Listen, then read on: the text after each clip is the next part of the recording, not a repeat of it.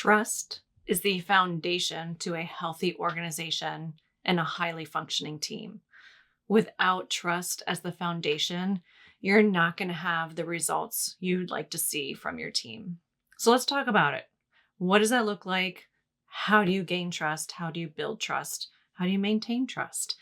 So we'll touch on a few simple things that you can pretty much do right away. Maybe you've heard the book Speed of Trust. And in that book, the trust bank is talked about. So think about the trust bank very similar to your own personal bank, right? We make deposits and we make withdrawals. And we can't make a withdrawal if we don't have enough money in order to do that. So the trust bank is very similar. You build your trust bank through relationships, authentic relationships, through being yourself, through being transparent. So as you go through and talk to your team, you're creating and building relationships. As a result, you're building trust and you're adding to your trust bank. So when somebody, and you know this, think about the times when you've felt like you can trust someone, or you felt like you can't trust someone, and you're not sure if you can trust someone. When we have the people on our team, or we're the leader, and we can trust that individual, we can afford a withdrawal. So a withdrawal would basically be you screwed up. You screwed up, and people are more willing to extend grace when that trust bank is full, and you can afford that withdrawal. And you can go to someone and say, I screwed up. I'm sorry. Here's what I'm going to do to fix it. You've created a trust bank and you've built your trust bank in order to afford that withdrawal and that mistake without impacting the trusting relationship. So rewind. How do you get there, right? How do you have that trusting relationship? Well, the first thing is being authentic and being genuine and building that relationship, right? Think about any relationships. Any relationship requires trust and requires feeling that it's an authentic and genuine relationship, and it's a two-way street. And so how do you do that, right? So it takes time, and you demonstrate that you care about the person. You care about the people on your team.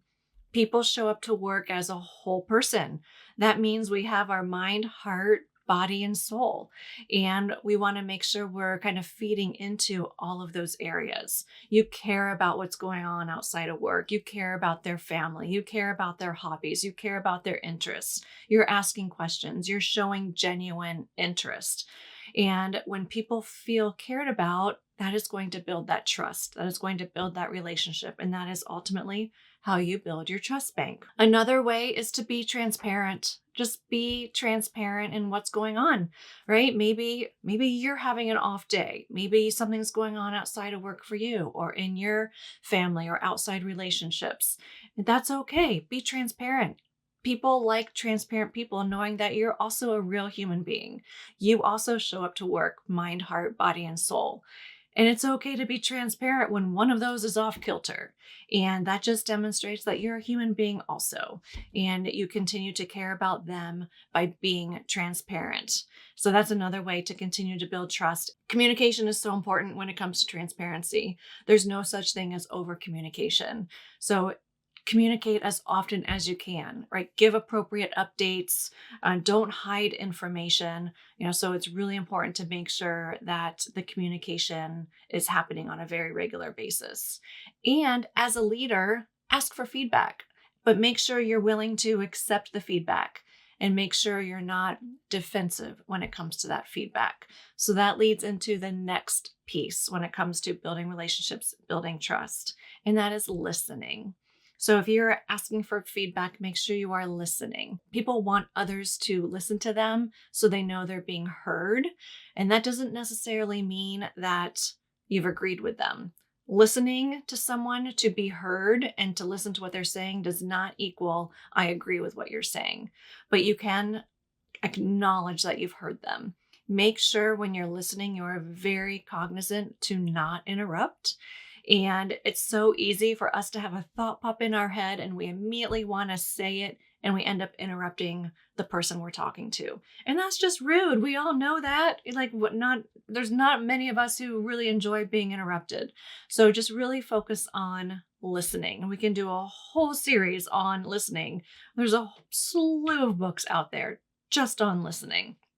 But ultimately, listening is about someone feeling like they're being heard and acknowledging that you have heard them and saying, I hear you. I understand what you're saying. I'm sorry you feel that way. I'm sorry that happened to you. You don't necessarily have to agree with what's going on, but at least you're being empathetic and acknowledging that you have heard them.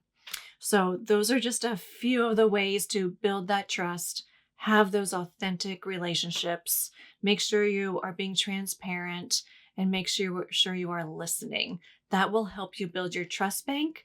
You can afford a withdrawal at some point down the road, but the foundation to a really successful team is trust.